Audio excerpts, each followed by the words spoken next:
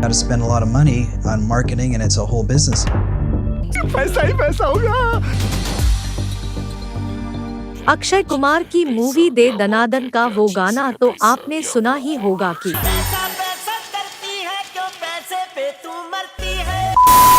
Reserve bank of India ने digital currency को लेकर बड़ा ऐलान किया है। The Reserve Bank of India or the RBI announced the launch of the first pilot for retail digital rupee or e-rupee on December 1st. Digital currency will give a big boost to digital economy. It is therefore proposed to introduce digital rupee using blockchain and other technologies to be issued by the Reserve Bank of India starting 2022 and 23.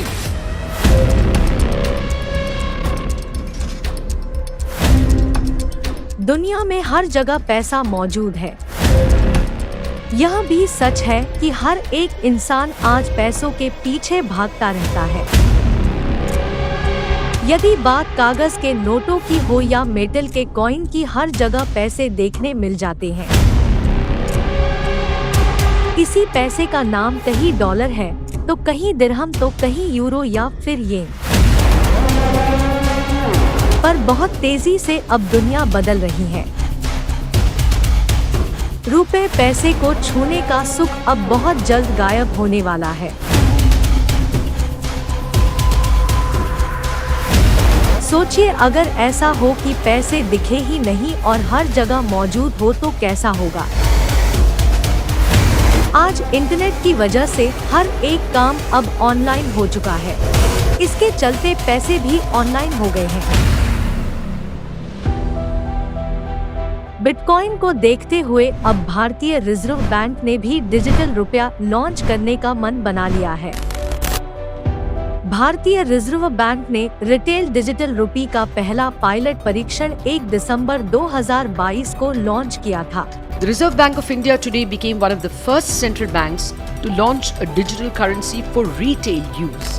इससे पहले भारतीय reserve bank ने 1 नवंबर को wholesale digital rupee का पहला pilot शुरू कर दिया था। इस परीक्षण में बैंक शामिल हुए थे जो कि सरकारी प्रतिभूतियों के सेकेंडरी मार्केट लेन-देन के लिए इस डिजिटल मुद्रा का इस्तेमाल कर रहे हैं। अब रिटेल ट्रांजैक्शन के लिए भी डिजिटल रुपया जारी किया गया है। भारतीय रिजर्व बैंक ने बताया है कि अब आम आदमी भी डिजिटल रुपए का इस्तेमाल कर सकते हैं। इसे इस्तेमाल करना किसी के लिए भी बेहद आसान होने वाला है।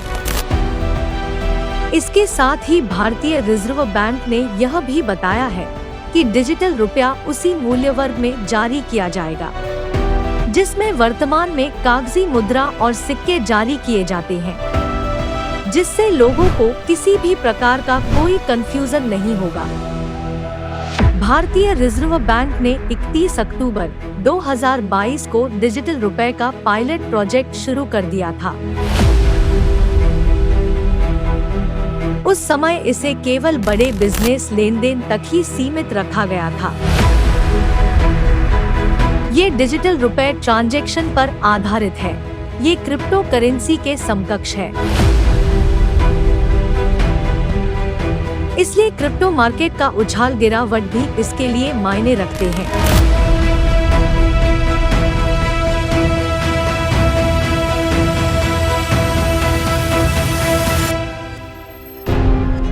हालांकि ये भारतीय रिजर्व बैंक यानी केंद्र सरकार द्वारा शुरू किया गया है और उनके द्वारा ही रेगुलेटेड भी है। ये बिटकॉइन से बहुत अधिक सुरक्षित है। आज जो क्रिप्टो करेंसी उपलब्ध है वो प्राइवेट एंटरप्राइज है, जिसके चलते उसमें जोखिम बहुत होता है।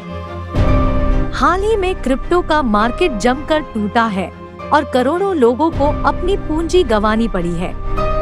आज के समय में आपको कैश जमा करना पड़ता है, संभाल कर रखना पड़ता है, बैंकों में जमा करना होता है और करेंसी डैमेज भी होती है।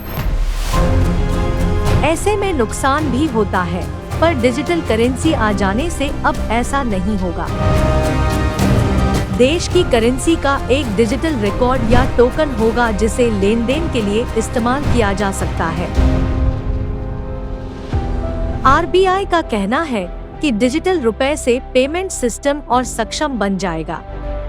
भारत अकेला नहीं है जो ऑफिशियली रेगुलेटेड क्रिप्टो पर काम कर रहा है। कई देशों में इसके पायलट प्रोजेक्ट शुरू हो चुके हैं। बैंक ने इसे किसी प्राइवेट वर्चुअल करेंसी से अधिक सुरक्षित बताया है। गौरतलब है कि जब आरबीआई ने पहली बार डिजिटल करेंसी की बात शुरू की थी, लोगों ने इसकी तुलना बिटकॉइन से करना शुरू कर दिया था। पर हम इसकी तुलना किसी क्रिप्टो करेंसी से न करते हुए पहले से बाजार में चल रही डिजिटल करेंसी से करेंगे तो बेहतर होगा। इस तरह का डिजिटल ट्रांसफॉर्मेशन एक बड़ा कदम है। भारत में यह संभावित रूप से व्यापार को आसान करेगा, साथ ही संपूर्ण पेमेंट इंफ्रास्ट्रक्चर के लचीलेपन और सिक्योरिटी में सुधार लेकर आएगा।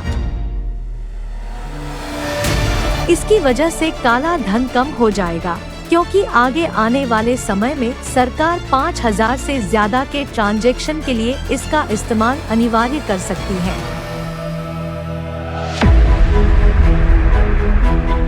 भारतीय रिजर्व बैंक के इस डिजिटल रुपए का सबसे बड़ा फायदा ये है कि आप इसे कैश में तब्दील कर सकते हैं।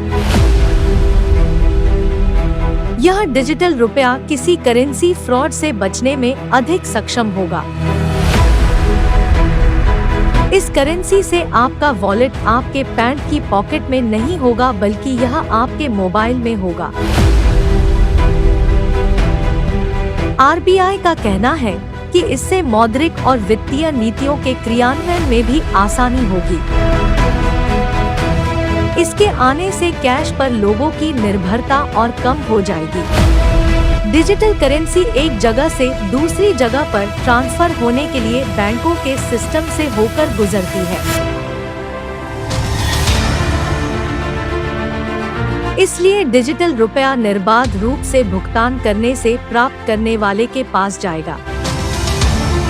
भारतीय रिजर्व बैंक के आंकड़ों से पता चलता है कि 2018 से 2020 तक भारतीय बैंकों को धोखाधड़ी से लगभग 50 बिलियन अमेरिकी डॉलर का नुकसान हुआ है। राहुल शर्मा बोल रहा हूँ। तो ब्लॉक कैसे हो गया ऐसे कार्ड मेरा? मैडम, इतना घबराने की जरूरत नहीं है।